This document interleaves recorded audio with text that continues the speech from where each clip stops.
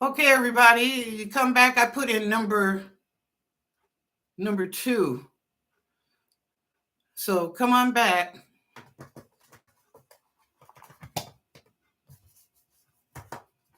Hit number 2. Okay. Let me finish up. Now it looks like it's okay. I'm sorry. I apologize, everybody.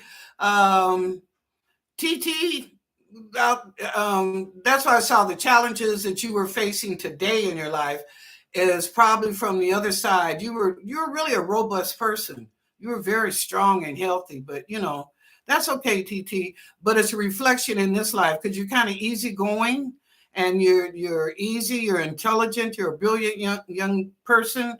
So I would just say take that as something better now where you're at. In your past life, you did go through some emotional hurts, and that was through, I think, with your last one, something about that stillborn, that there was some emotional stuff there spiritually. Okay, that might have changed you in some way. All right, let's get back up. Thank you, everybody, for coming back in. Sorry about that. Okay, let's get going. Stephanie. All right, Stephanie, let's see what's going in your past life. I think we got it together now. Okay, Stephanie.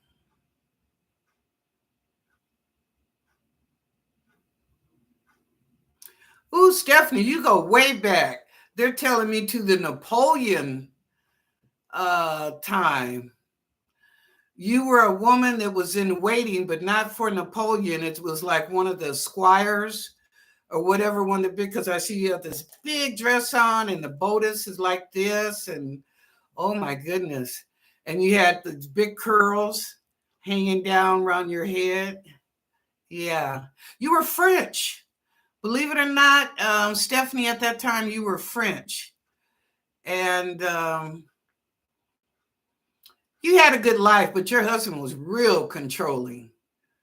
Real controlling. You didn't really like that, but you kind of had to go along with the program back in those days. Okay, now let me see coming forward.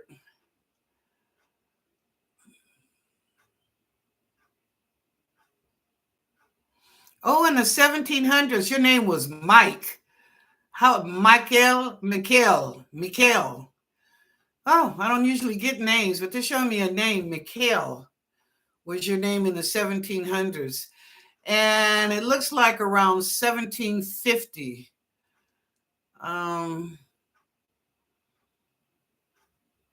You were a rustabout. You did a little bit of everything to survive, no matter what it was.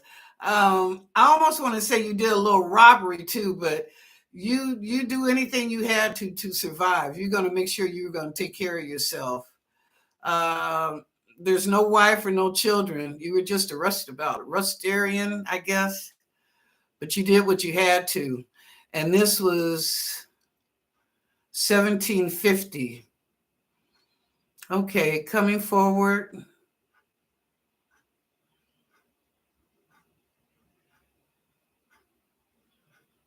Oh, Stephanie, you were a slave. But you know what? It wasn't here in the United States. You were a slave in Europe working for a family, and they treated you like poo poo. They really did. That's sad because I see you working in the house almost like a maid, but they were so condescending to you, um, always hurting your feelings, your emotions, um, you know. But they were very condescending. But you were a maid at that time. For some reason, it was something about that particular time when you incarnated that you needed to learn. I think about being humble, Stephanie. You need to learn to be humble. Okay.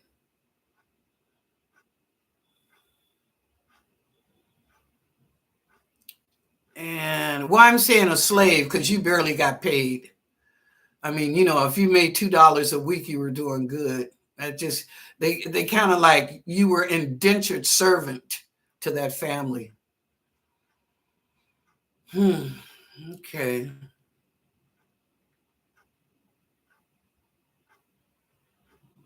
There was a time where you got boxed up in a box.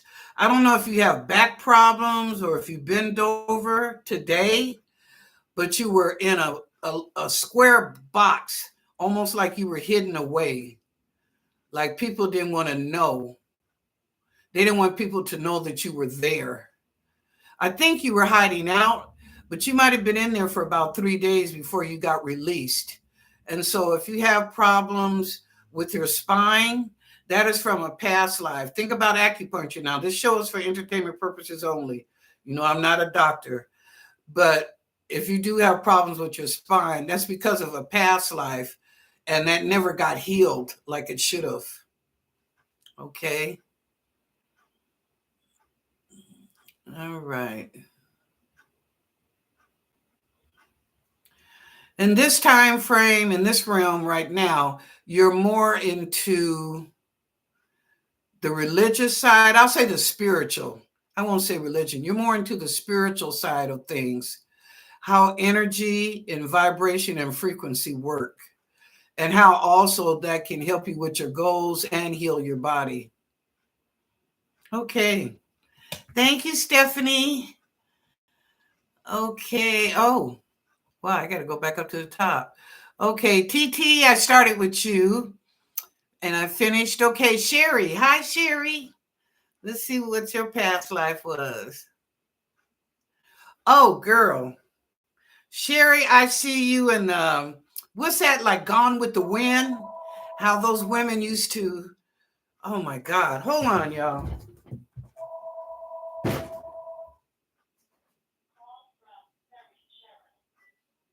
Hello? I gotta let you go. I'm on the air.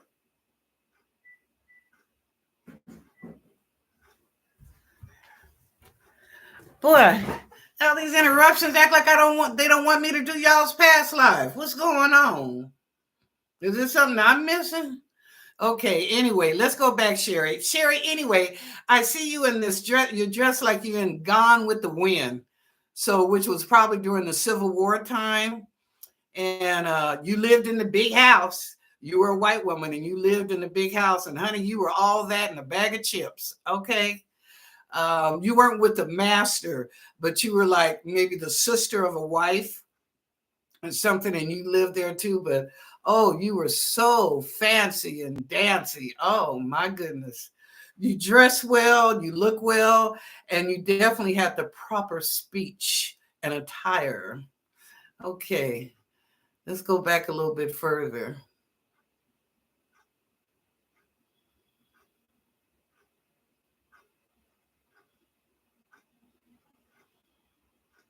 Okay, Sherry, I'm seeing two things. I see you in the Holocaust, and I also see you back during Jesus' time. In the Holocaust, you were a prisoner, of course, a prisoner of war, and you were a male. I see you very thin, very skinny, and I don't think you lived that long because you were so malnutrition. Yeah, you didn't live that long, but you were there during the Holocaust. So you have some Jewish background.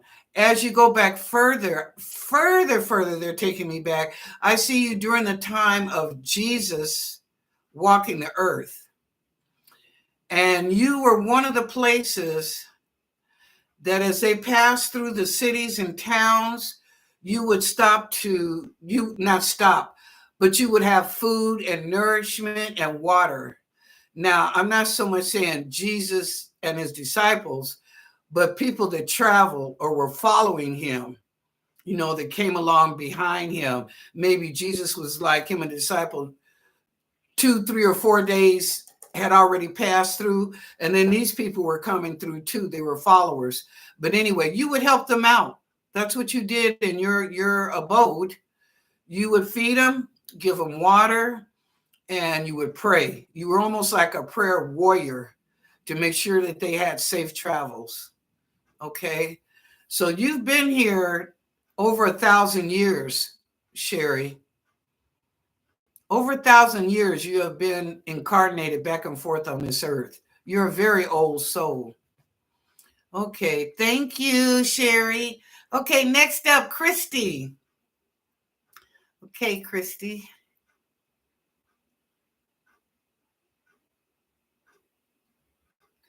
Oh, Christy, you lived in God, what is this time period? I don't want to say medieval. It's after that, after the time period, because you were spiritual, they looked at you sometime as a witch. You had to be very careful about what you said or talked about because it could get you in harm's way. And it wasn't that you were doing anything spectacular or doing miracles or anything like that. It was your faith and your belief was greater than what they were trying to bring to the masses. You just felt like there was something more. There was definitely something more there. But during that era, um, I don't know, I'm seeing the letter A. I see the letter A, and I know that meant something back in a certain era, like they marked you with that letter. But anyway, you died a natural death. You you weren't murdered or anything like that. You died a natural death, but it just made you back up more and more to be distanced, not so much in your belief, but what you said spiritually. Okay. All right. Coming forward.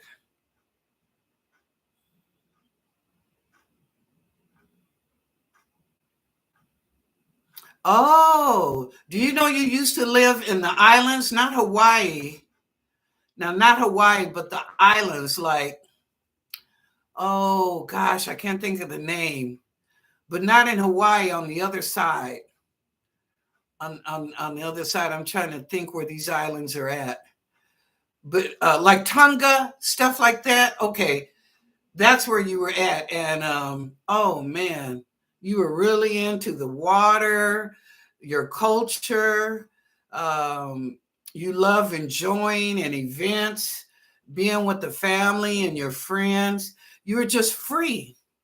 It was like you were free. You weren't inhabited by constrictions or conflicts. It's like everybody was kind of happy, and you were a good dancer. You could dance. You were really good.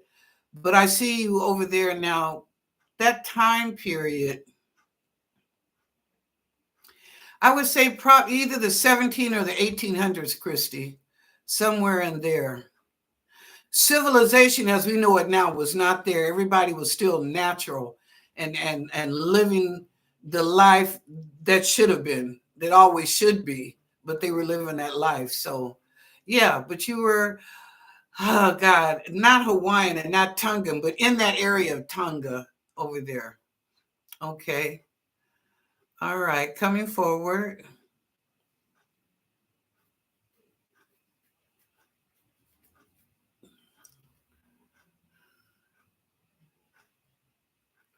Oh, Christy, you were a slave. I'm talking about now a slave in America, and I'm going to tell you, you were so hurt. They took your children away from you.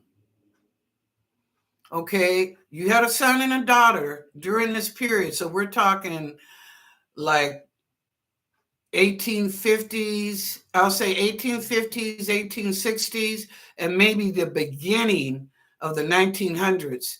But you were here already as a slave, but they were selling slaves in, selling people for like labor, right? And but they took your son and your daughter away from you, and your husband was all you had, and the two of you. But you never got over that. You never got over that. That was so deep in your soul. It tore you up. In fact, you might have had some mental anguish after that you never got over. And I see your husband supporting you. I see him. He's trying to support you and let you know it'll be okay. But for you, never, never. So they sold your children into slavery. Why they didn't capture you or your husband, I think because the children were young, they were robust, and they were looking at they could make real good money off of them than they could you or your husband. Okay. But that went deep. Okay. So coming forward. Oh, I told you it went deep. When you came back at this time in this realm, you asked for your son and daughter to come back. You wanted your kids back. I told you it really affected you bad because I ain't gonna say you nutted up, but it really bothered you mentally. So when you came in this time, your contract was that you have your husband and your son and your daughter, and that was it. And you got that. You were granted that because that's what you requested. So now you're happy. It's like it's overshadowing what happened in the past now. It's overshadowing that because now you feel fulfilled. That void in your past life has been filled, at least to that extent. Okay. All right, Sherry. Thank you. All right. And TT, I want to tell you this about your past life. You had a problem with your father in the past life, and not only did you two not get along, he would beat you. He would beat you. And it was because of the ways. And at that time, at this time, I would say it was probably the 17 or 1800s in China. I see you. You're living in China. And I don't know, their discipline was totally, I'll just say, out of whack. But for you, being a young son and the youngest, I think you had about four brothers. Yeah, about four brothers, but you being a young son. But he would beat you. I don't know why he took it out on you. I kind of feel like that you weren't his child and he knew it, that your mother might have had an affair. Okay. And somehow he found out about that. The other four were his, but you weren't. But he used to treat you really, really, really bad. Like you didn't want to deal. You really didn't want to deal with men anymore. And I think you were hurted by your mother too. Yeah. So anyway, I wanted to share that with you. Okay, thank you. All right, TT. Next up, chords of gratitude. Okay, chords. Let's see what's going on. Oh wow, I'm seeing military, military, military. It's been a long time since you came into this realm as a female. You were always a male in the past.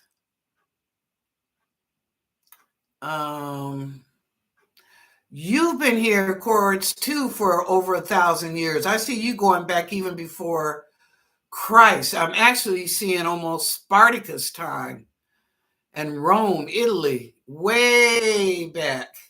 But you were always a man and you were always a fighter.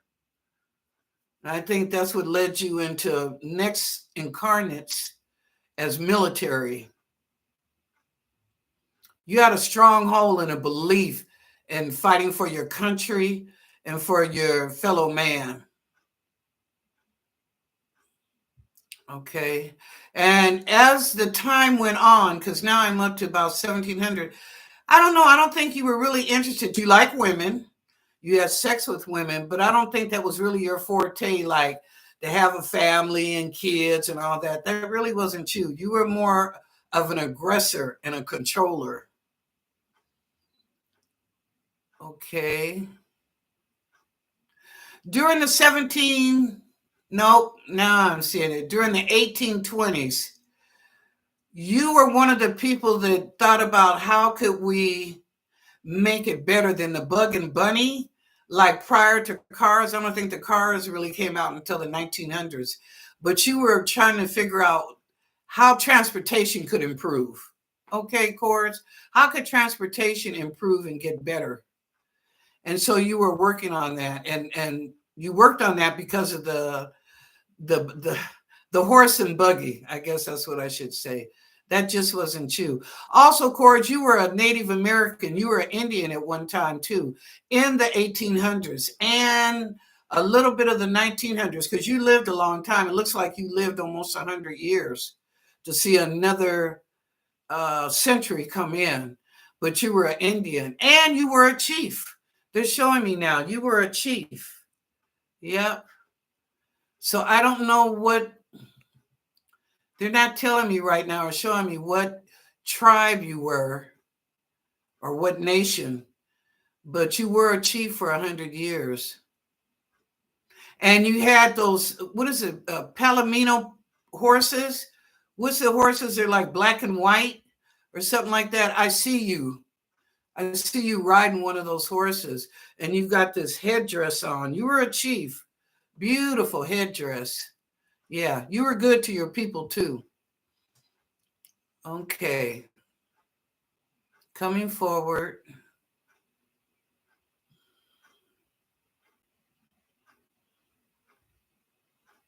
Um,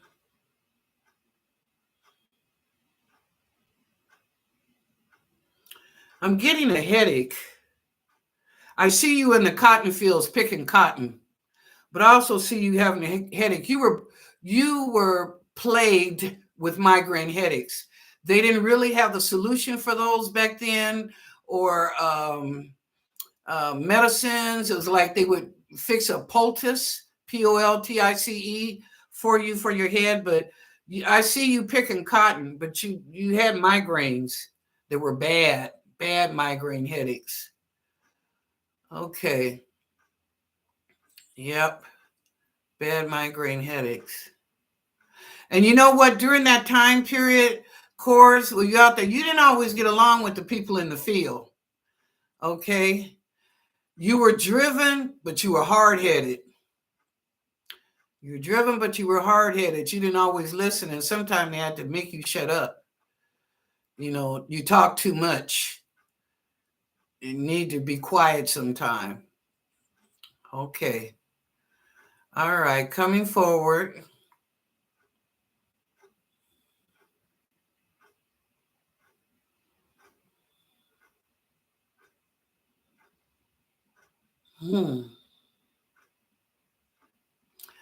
When you came in this time, you came in as a female and you wanted understanding about some things in life. And you really leaned on your family for guidance and understanding, but that didn't always happen because there are lessons to be learned. Self-esteem is number one. While you're in the realm at this time, me, myself, and I, and self-esteem is number one with you. And love thyself always. You love yourself, then some things won't happen because loving yourself, you don't want to be hurt in that way. So that's where you are today. Okay. Thank you, Cords. All right. Next up, Deborah. Oops. Okay. Thank you, TT. Oops. Where'd you go, Deborah? There you are. Okay, Deborah. Let's see. Ooh, Deborah, back in the cowboys and Indian days, girl, you were a dance hall dancer. Ooh, look at you just flipping that skirt. Mm, mm, mm. Being fast. That's what I want to say, being fast. But anyway, oh, you having a good time. You're having a good time with the men and the other ladies. Oh, yeah, you're enjoying. I don't want to say you were a party girl. You were more or less, you just enjoyed. You enjoyed that life back during that time with the cowboys and the Indians. And the cowboys, for sure, you always felt like you were protected because they were crazy about you. They really liked your personality, your persona, how you carried yourself. You know, you weren't a loose woman. So I want to put you in that space because you weren't. You were just a fun person, a fun lady, excuse me, to be around. And they enjoyed you. Ooh, excuse me. They enjoyed you. In fact, you used to tell some of the women that did have sex with the cowboys, you used to try and tell them, please be careful. Because, you know, maybe that guy had a bad attitude or he might try and rape you or stuff like that. So you had compassion for the other women during that time. And like I said, you tried to warn them, but, you know, some did, some didn't. So, okay, let's see what else.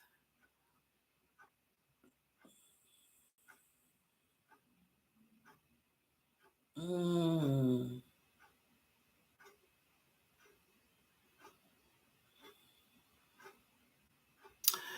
Okay, during the 1700s, and that's as far as they'll let me go back.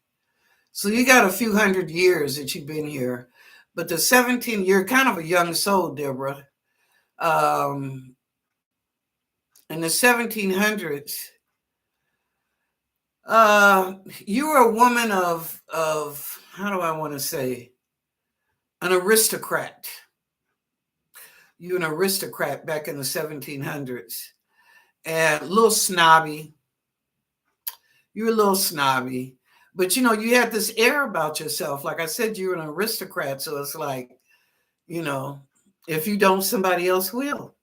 I'll call upon the next person or whatever. But anyway, that's who you were back in the set. And that's as far back as they'll let me go. Coming forward,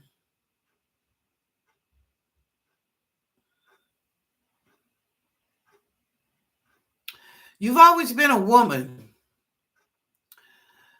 They didn't let me go back any further in the 1700, but you've always been a woman. You like the female aspect. You have the choice to come back as a male or a female, but you enjoyed being a female. You liked that. That was good for you. When you came back this time, you wanted enough to be who you are, not too many life challenges, but enough that you get understanding. Hopefully, that you would be on the right path and not too many difficulties in your life. Challenges, yeah, but not too many difficulties or distractions from what you want to do or accomplish your goals. Okay. All right, Deborah. Thank you. Thank you, TT. Okay, next up, She House Spirit. By the way, Christy was one of our moderators, is one of our moderators, and She House Spirit is one of our moderators. Okay, Sheha. Oh, they took me right to the 1800s with you. Oh. Wow, I see you working with somebody like Edison, but a teacher. And I want to say like Edison because you were in the science field. You didn't work with Thomas Edison, but some other people that were working in the same field of electricity, energy, stuff like that, you did it too. So your boss or whoever commands you, you helped them. You were like the assistant scientist during that. And this is in the 1800s. You were really good. You're really good at that. You like that. You like not knowing and trying to figure out a solution to that. You know what you were doing, but yeah, but you were in that same era of scientists like Thomas Edison and Tesla, people like that. You were back there too as a female, which was kind of unheard of. It was mostly males. So for you, you were very prominent. Okay. That was something. Okay. Now they're showing me in the 1920s.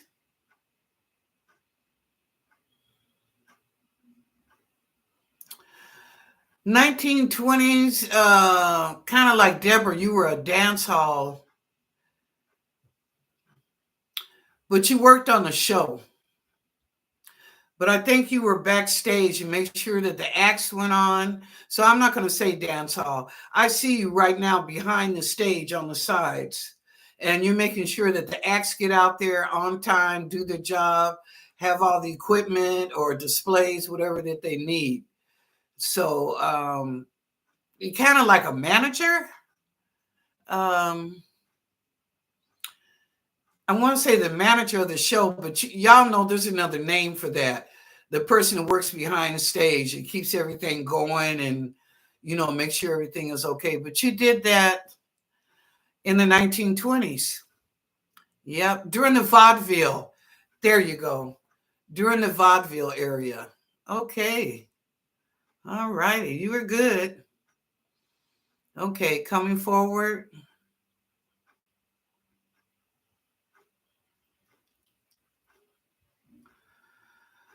Okay. And now time. You wanted to share some of those experiences from your past life. That's why there's two of you, because you wanted to share that. You really enjoyed, but you wanted like a backup, like somebody to back you up and accomplishing some goals. So that's why you're two of you. But it came out that you were two totally different people. Same pod, but different exits. Okay. All righty. Thank you, Shiha. Okay. Next up, Mr. Lee Smith. Hi, Mr. Smith.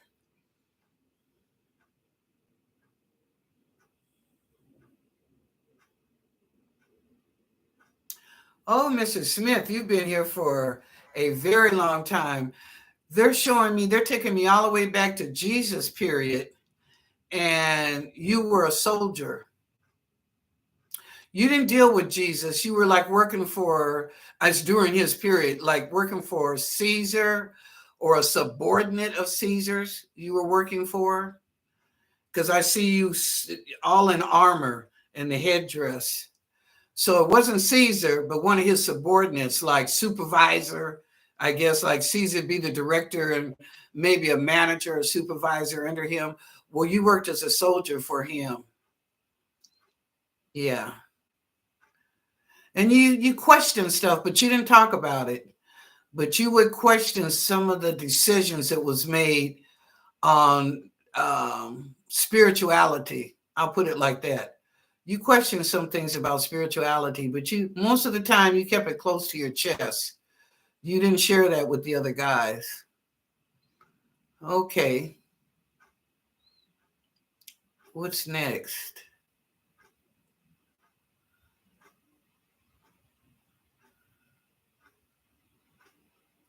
Ooh, 1400s.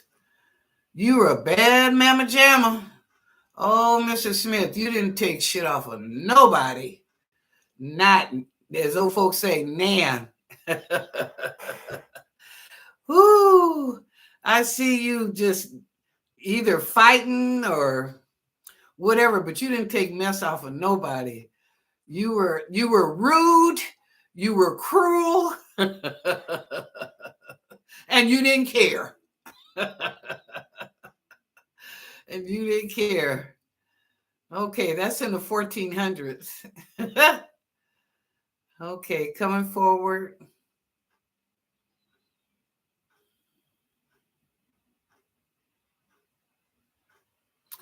In the 1800s, you came from a big family. I'm seeing, first they showed me 14 children. Now they're showing me 12 children. Wow, I wonder were your parents Catholic? Ooh, that's a lot of kids. But anyway, family was important to you. You were all close, even though you spread it out across the United States and different states and cities. But on the whole, you were all close. Now, your dad died young. Your mama was around for quite a few years, but your father died young. Yeah, it came from a big family, but you guys were close. I have to say that you guys were close back then, even though it was a big family, big family. But y'all enjoy each other. And you know what's neat about your family? Everybody worked and pulled together. That was the neat part about it. You guys all pulled together. It wasn't like, okay, I'm working over here and I got my paycheck. It's like no. You put your money in a pot. I mean, you have so much for yourself, of course, but you put your money in the pot maybe to help with groceries or the lights or payment of the house and the land, because you had acres. Not only was it a big family, you had quite a few acres of land too with that house. So you would do that, and then as each one of your brothers and sisters progressed enough where they could move to another state or city, then they would move out. Yeah. Okay. All right. Coming forward.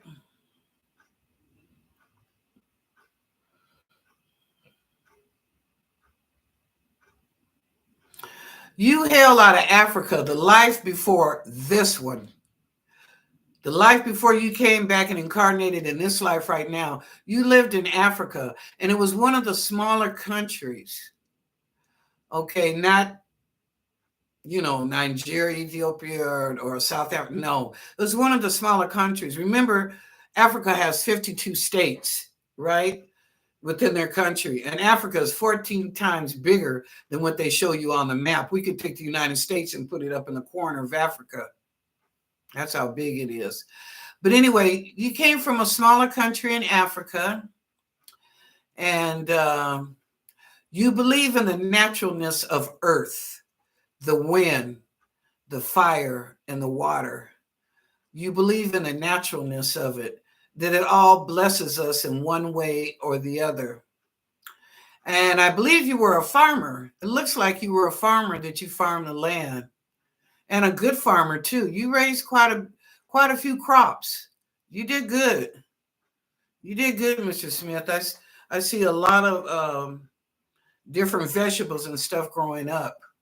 So you did good, but you understood the elements of the earth and how they work together to help the land and also to survive. Yep, that was your last incarnation before you came here. So now that you're here in this incarnation, family is important to you. Your love is important to you. You're a very giving person. You're very generous, but also they better not ever play you for a fool. Okay? Because back in the day, you didn't take no nonsense. They don't want you to bring that fella forward. Okay. All right, Mr. Smith. Thank you. Miss Wilhelmina. Honey, you ain't even on this planet. You're not even on this planet. You came down here, but just recently. You might have 200 or 300 years, but you were living on another planet. I see Neptune. I think you lived the majority of your life on Neptune. You got a lot of family up there, family and friends. Yeah, you were there for many, many years. I'd almost say that your lifespan on that planet was almost 1,000 years. You lived to be 1,000 years old. Yeah, a long time. And then you got curious. You got curious and you wanted to come to the planet Earth to see what that was about. So you came here not just with a contract, but what you wanted to unfold in your life, how you wanted your life to be. So there were some challenges. But also you were blessed, and that's because of the goodness in your heart. This is why you've had visitors from other planets, not from Neptune, for other planets, because they heard about you. You were like a queen, Miss Wilhelmina. You really did love people, and you would try to help them. Your generosity was your prayers, your love, your emotions, your kindness, your giving. And so you were really like a queen because you could designate or tell people to look at different things. So I'll just say, going back to maybe 1700, from that time coming forward, but you were always revered. You were always, always revered. People respected you. They were loyal to you. I mean, you were just revered. Now, in this time frame, yeah, there was some challenges and stuff to go through, but there's some things that you wanted to learn. I don't think you appreciated some of the things you went through. You're still wondering, like, where was the lesson there? I don't know. I didn't get it, but there was. There was a lesson there. But your blessing was that your family, your husband, your children, and your grandchildren, they're all blessings, and you're just working through to make sure that everybody's like compromised or on the same page of understanding. Now, they can agree to disagree. That's okay. We're all human beings. But you just want them to have understanding. And you like the relaxed sense. Now, I'll say that, Miss Wilhelmina, you do like to relax. Like, You don't always want to be going and pushing and doing this and doing that, but you're more relaxed. It's also, they're showing me right now, you were a chef back in the 1800s. I see the chef hat on your head. I don't even know if they wore them then, but that's what they're showing me. And you could cook your behind off. Woo woo. Yep, you were a chef extraordinaire. You could put things together and make them work, and the folks would enjoy the food. It wasn't a restaurant, but you cooked for a family, and they had notoriety. Okay, I'm not going to say they were kings and queens, but this family, yeah, they were up there. They were well known, and you were the chef for this family. Oh yeah, you always got compliments on your cooking. They were good, but you could just, I don't know, Miss Wilhelmina, you could just put stuff together and it just work out beautifully and would taste good. Okay. All right. Thank you, Miss Wilhelmina. Thanks for coming to Earth and grant us your love. So thank you for that. Okay, who's next? Black Diamond. Hi, Black Diamond. Okay.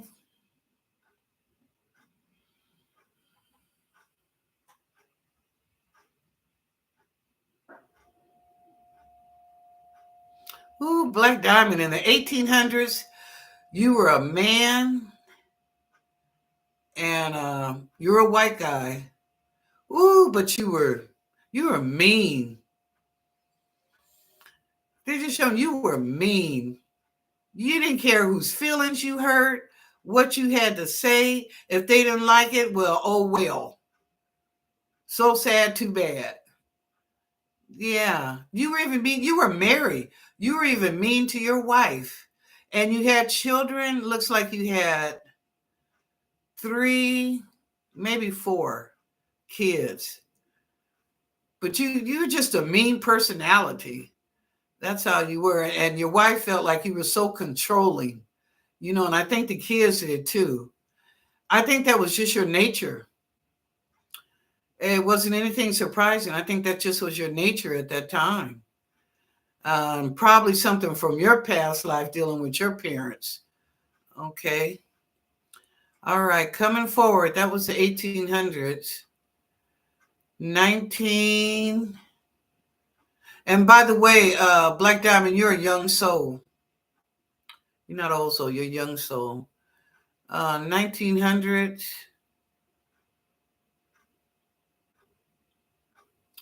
Oh, you had a beauty shop. You had a beauty shop, 1920s, and you would do, and you were a black woman, African American then, and you would do people's hair, and oh boy, you were popular. All kind of people came in your shop, young teenagers, young people in their 20s, older people in their 50s. They would all come to your shop. I mean, you had growing hands as far as their hair. When you did their hair would grow, and also you were quite stylish in the hair designs that you did. You were quite stylish, and I think that's what brought a lot of people. But this was you did this from 1920 to about 1925, 1928 that you had this shop, and you made good money. You made a little change. Yeah, you were living good. No doubt about it. You were living good. And your husband was very supportive. I don't see any children, but you were married, and he was very supportive. Now, it looks like your husband worked the train. He worked on the train. I don't know if he worked train tracks. Was it train tracks or like on the train as a porter or something, But he worked the trains. Okay. Coming forward.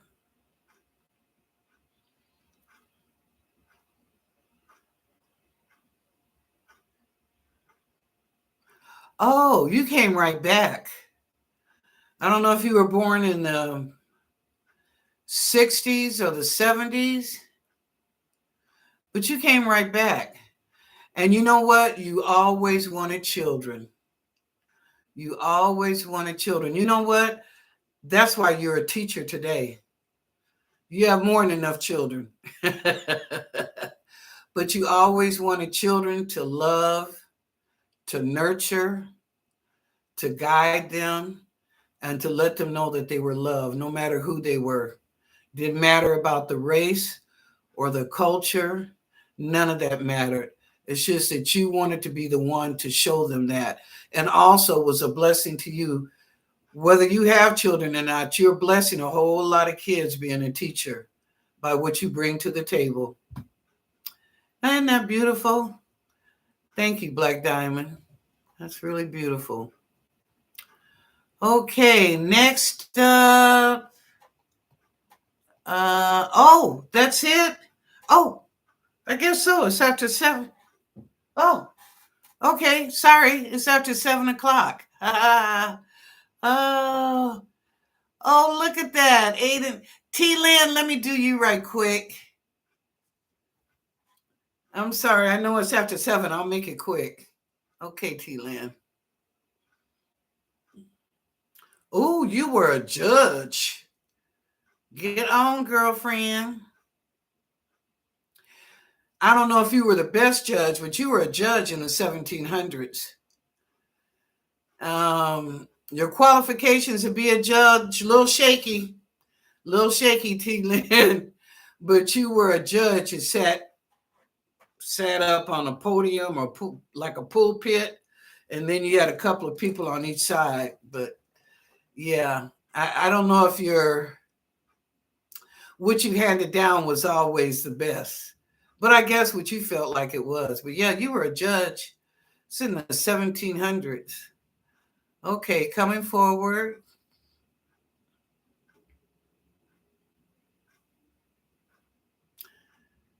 Huh. You skipped the 1800s. You didn't come down.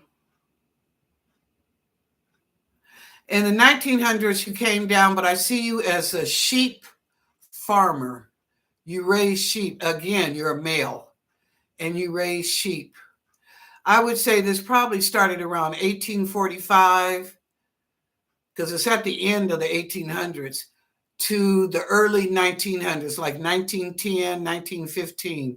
But yeah, you were a farmer. And it was good because a lot of people used that shearing or the sheep's coat, whatever it is, for clothing.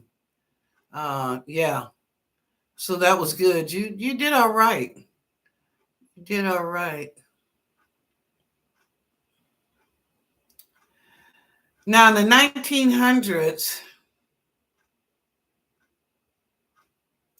you worked at the telephone company. Now I don't know when that began, 1930 or 1940. It was a short life. You didn't live that long. You had heart problems.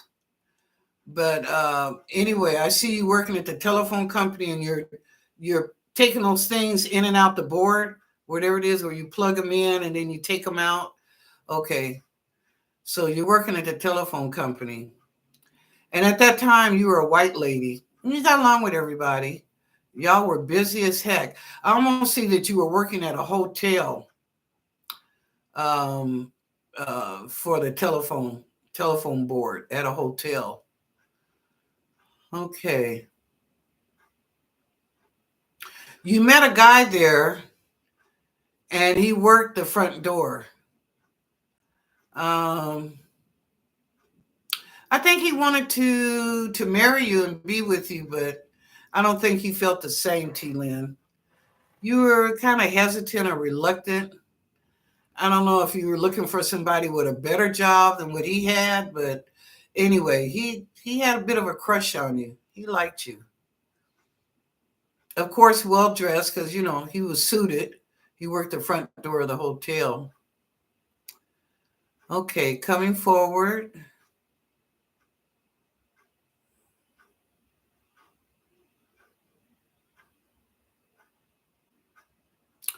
You do not like anybody talking down to you, being condescending. If they talk to you, they need to talk to you face to face, not trying to put you down.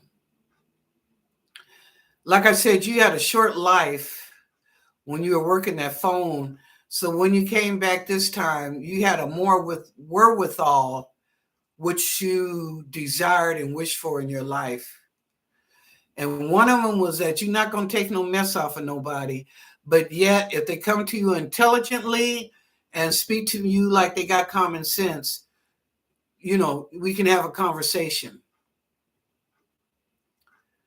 You've always been kind of ahead of your time, T. Lynn, and I think that maybe your mother or grandmother might have told you that you seem real advanced, much advanced further than most kids your age. But that's because you had a purpose, a strong purpose when you came into this life. And so there's been some challenges, of course, without a doubt, but you're learning as you go. Long as you get the respect and the honor and the loyalty, you're learning as you go. Otherwise, you have a tendency like, talk to the hand, I don't even understand. Okay. All right, T. Lynn, thank you. Aiden, I guess I'll do you real quick, and then that'll be the end. Oh, or Adam. Oh, Adam. Hi, Adam. Adam. Hi, Adam. Welcome to the show. Thank you for subscribing, like, and share. Okay.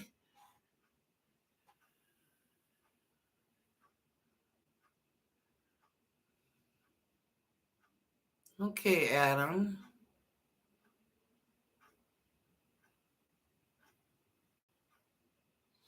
Oh, Adam. You go back to 1600. You've been here for hundreds of years. And you know what? For the first 3 incarnations, when you came, you were always a female, Adam. A female. A female. I'm seeing this through time. A female. Well dressed, well spoken.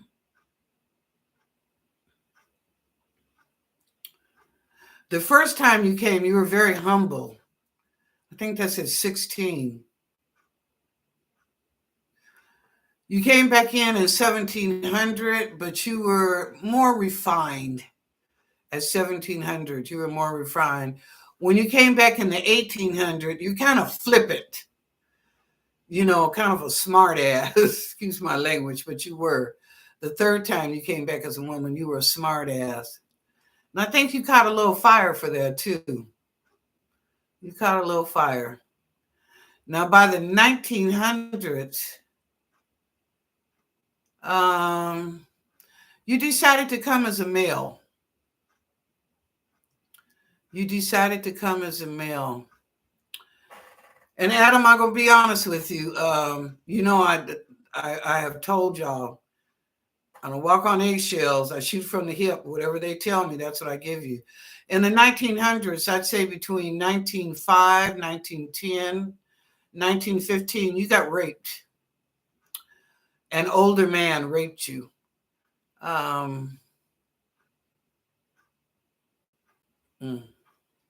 You were a teenager, and I'd say probably about 15 years old.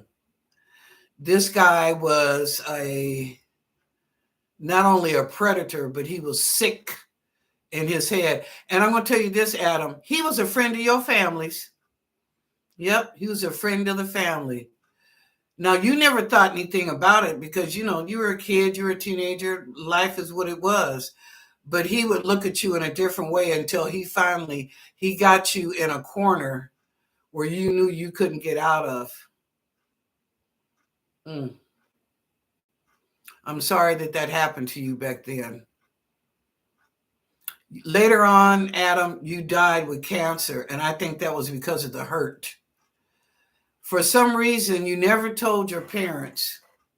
You didn't even tell looks like you had 2 brothers and a sister. You never told them either.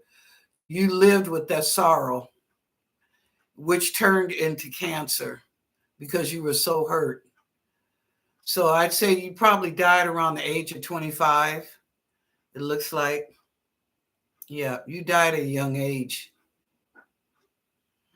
So sorry for that. Okay, coming forward.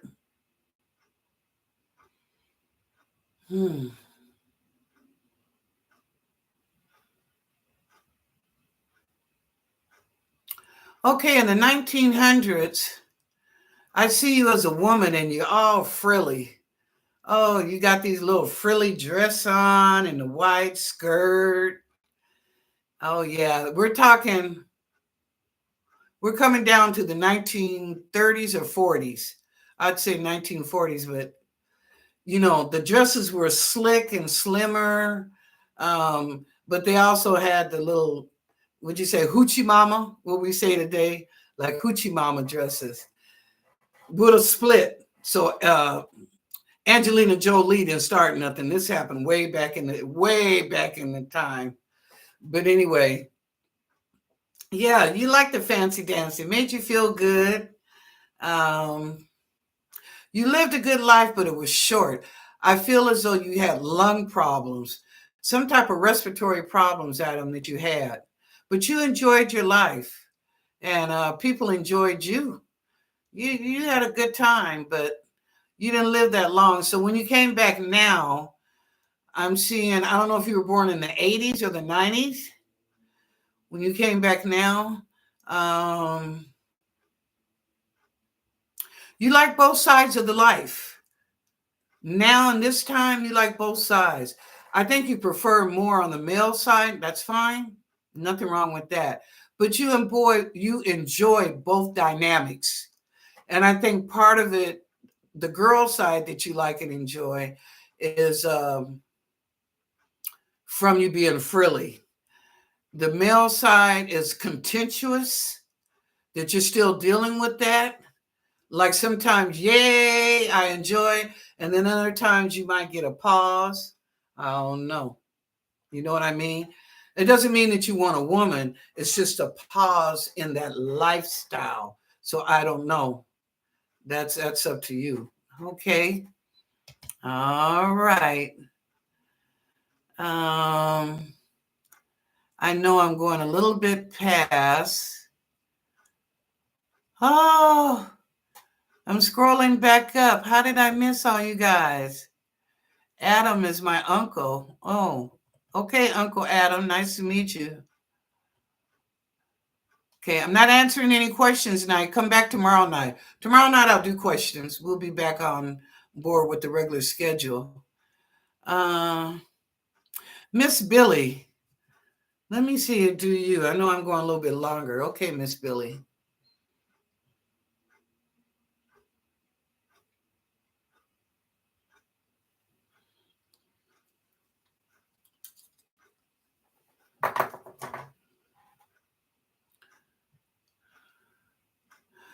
Miss Billy, you used to make fun of people. I see a blind person that you clowned. I don't know if you have problems with your eyes to this day, with vision problems. You need to go back and say, forgive me.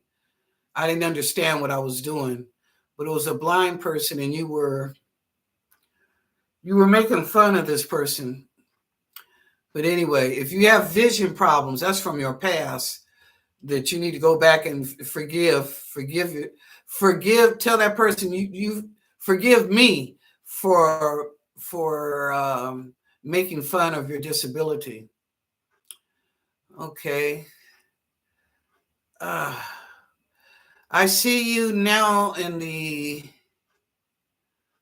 when that happened was in the 1600s. In the 1800s, I see you having a problem with your back. I see you standing in a closet for a long time. Why is that? You were being hidden. Okay. You were a white female, but you were being hidden in this closet and you stood for a long. I don't know why you didn't sit down, but you were standing up. And so after a while, your shoulders and your back got to bothering you. Okay. But you were hidden. Oh, Miss Billy, you were with somebody you weren't supposed to be with, and the guy hid you out in the closet. Ah, okie dokie. Okay. All right. This is like the 1820s. Yeah, people were really strict back then. They didn't play that affair stuff. Not to say it didn't happen. It's happened throughout all history. But okay, coming forward.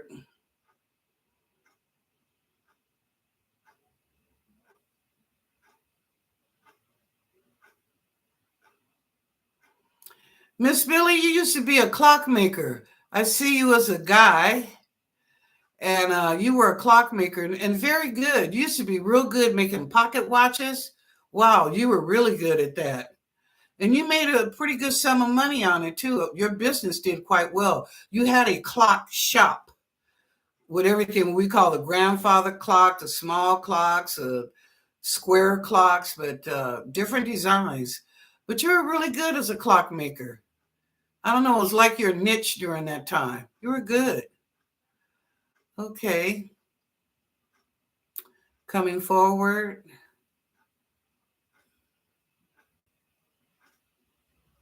Now I see you as a dressmaker. And this is in the 1920s. You were a seamstress. There you go. Thank you. You were a seamstress. That's all. But I mean, you made clothes, but you were more a seamstress than anything. You were a seamstress. And you were a good one too. Yeah, you took your time and did a good job. You took pride in your work. So it just wasn't sewn up just so they could get the product and leave. No, you took pride in your work. Okay, coming forward.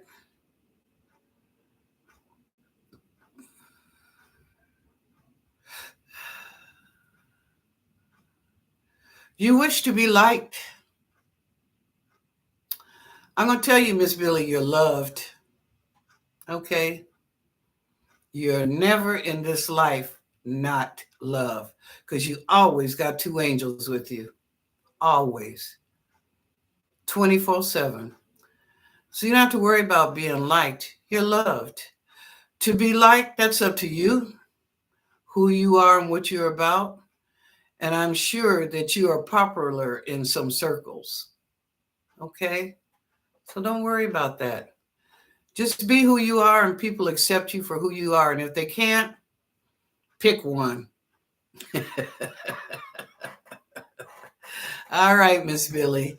Let me get to Jessica J. I see my Jessica. Okay, Jessica. I mean, you will be the last one. Oh, yeah, you will be the last one. Okay, Jessica J.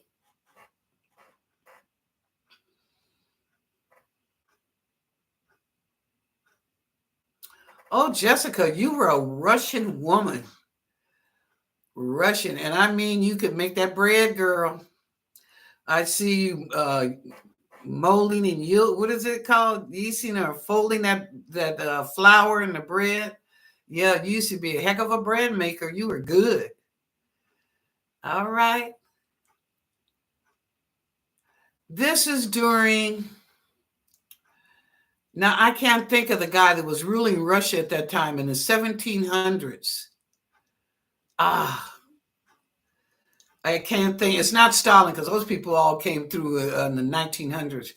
God, I can't think of the premier or who was over Russia at that time. But anyway, you made bread and you were good at it. You were good at it. You could feed your neighbors, and in fact, you sold your bread at a store. You take your loaves over and get a little extra money for yourself and your family, selling loaves of bread. So that's the 1700 period. Okay. In 1800, you flipped off this planet. Jessica, you went to another planet.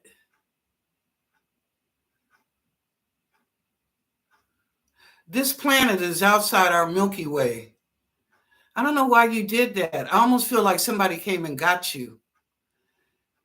You did so many years as 1700, 1800, they took you off the planet, but You're out of our Milky Way. You're way past that because you know that's infinity, right? Space is infinity. But I see you off of there, and you are another being. Um, Almost similar to humans, but I see you with antennas at the top of your head. They're like little antennas. Um,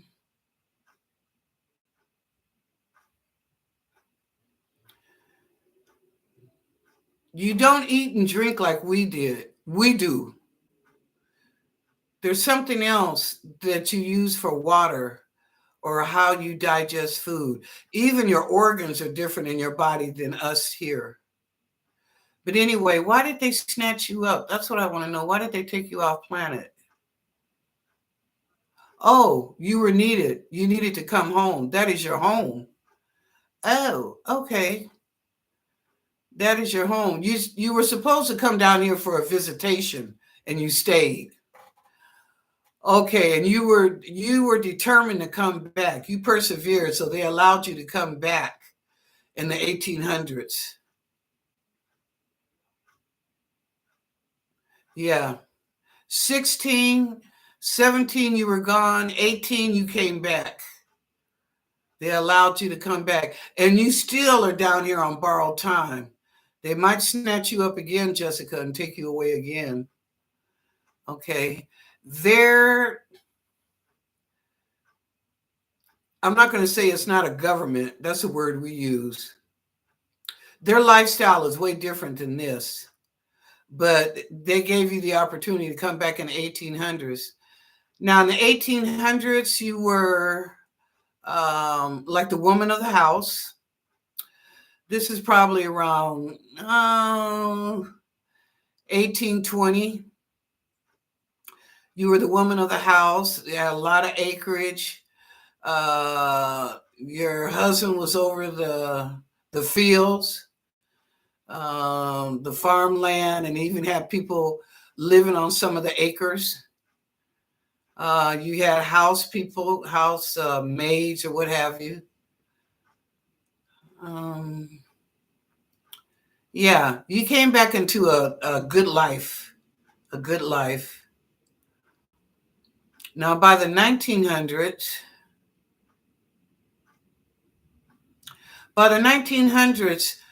those people on the other planet would come and go.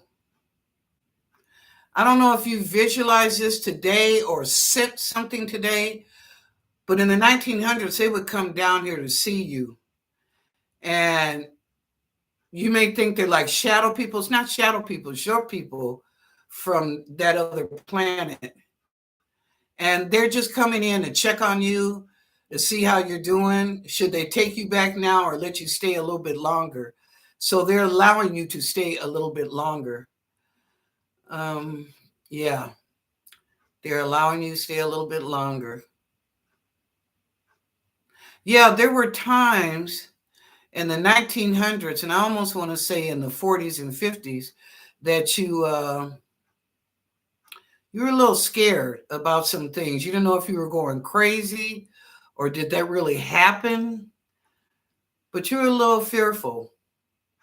You're a little fearful. And at that time, you didn't know who to talk to about the paranormal. You didn't know. I mean, there were psychics around at that time and people that had visions, but you didn't trust them enough to have that conversation. Okay.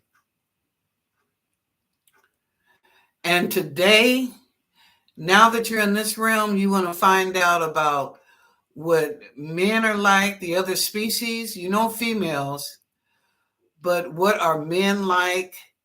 Should you get involved? Should you not? Why do they present such challenges to you in your life? But those are just learning experiences that you wanted to experience. You asked to experience that, and so it's being allowed. Now, does it always make you happy or feel good? No. Sometimes it does. Sometimes you're very happy. And other times, you know, as I say, it gives you pause. But these are all learning experiences. So when you look at it as a person, the behavior, how they are in the person. Do they have common sense? issues, all that. Also, when you have strange things that may happen in your place, ask, is that people from your home planet? They will answer you. You will know. Either you'll feel something physically or you'll know it in your mind spiritually. Okay, but ask them, are they from the home planet? And if they are here for the good, if they're not here for the good, tell them to leave. Okay? Only if you're here for the good and you're of the highest good will I accept you. Otherwise, you got to go. Bye bye. Okay? All righty. Okay, thank you, everybody. I'm going to close her out. That was fun. We're going to do that again. Now, remember, I said next month for October, I'm doing angels. Who is your angels? Okay. All righty. Thank you, Christy. Thank you, Christina. I don't even remember reading on Christina. Did I? I don't think I did. Thank you, She House Spirit. Christina, I hope I didn't miss you. Oh, you are there. Oh, hold up, y'all. Let me do Christina. Christina is one of our moderators. I know I didn't see her. Okay. Hold on, Christina.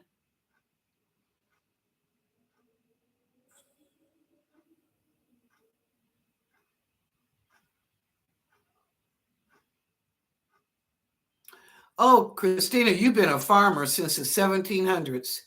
You were farming in the 1700s. You were farming in the 1800s. Each time you were a male. You were farming in the 16, 17, 18. You were still farming, but you had cows and pigs. You went into livestock. You're good. Wow, you really enjoyed farming. You kept incarnating as a farmer, but in different aspects. I think the second time it was more field, like corn and wheat, beans, stuff like that. The third time you incarnated, you were a farmer, but it was livestock, cows, pigs, chicken. Okay. And again, you were a male. Okay, so that's, what's that, 16, 17, 18. Yeah. By the 1900s, you decided to have 5 children, you and your husband, and why? To help you work the fields.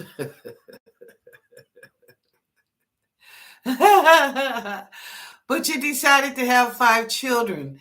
And this was a good thing because not only did they help, but you and your husband taught your kids about agriculture and about flowers and the earth and stuff. So that was a good thing. Now, I'd say about 19. I'm looking at the bottom of 1900.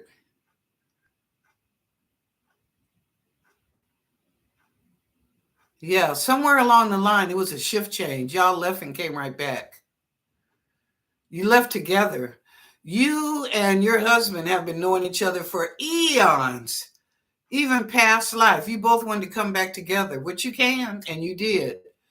But you've living for eons. But I see in the 1900, even though you had these children and stuff, you left and then you came back. Maybe you were born in the 40s or the 50s, or maybe the early 60s. But you came back. And again, you wanted a lot of children. But this time it was just for the family dynamics. It wasn't to be on a farm or anything because you're a female this time. Um, it was just for family dynamics, just to enjoy. Yep. Yep, yep, yep, yep, yep. And when you were doing that farming, you had a wife. I don't think y'all had any children. You had workers on the land, but I don't see children. Okay. All right, Christina. Thank you. All right. As I said, thank you, Christina, Christy, and She House Spirit, my moderators. Thank you so much. We are love, magic, and miracles. We prosper in all ways, spiritually, mentally, physically, financial abundance, and also above all this, love. So Thank you so much, everybody, for being here. I do appreciate it. And I really enjoy doing past life readings. If you would like for me to do this again, please tell me so in the chat room and I'll do it again. Not this month. That's the only time this month because next week is tarot readings, right? So spread the word, share it with your friends, your family, your co-workers, your associates, your frenemies. Next week is all tarot. Okay. And this Friday, I'm doing Friday Traffic Jam. Friday Happy Hour. Because last Friday I was sick. I'm feeling so much better. Thank you, God. So anyway, we're going to do it for 2 Fridays in a row. So I will be doing Friday Happy Hour this Friday at 5 o'clock on Zoom. And I'll be doing it next Friday again at 5 o'clock on Zoom. Okay. Now, let me see, what else do I need to say? That's about it. I just enjoyed. Thank you, everybody. That really felt good. It did. We definitely have to do that again. And I'm looking forward to the angels to find out, because some of y'all have asked in the past, and sometimes the angels are relatives, sometimes they're other angels that have come into your domain, into your spirit just to help you. But most of the time, it's usually relatives, that'll come back to assist you. So, okay, if no one has told you that they love you today, well, I do. And I thank you, everybody, for being here and letting me do the past life reading on you. I really, really enjoyed that. Okay, excellent show. Okay, share the love. And I'll see you tomorrow night, 6 o'clock, Pacific Daylight Time. And come on with your questions. Okay, thank you.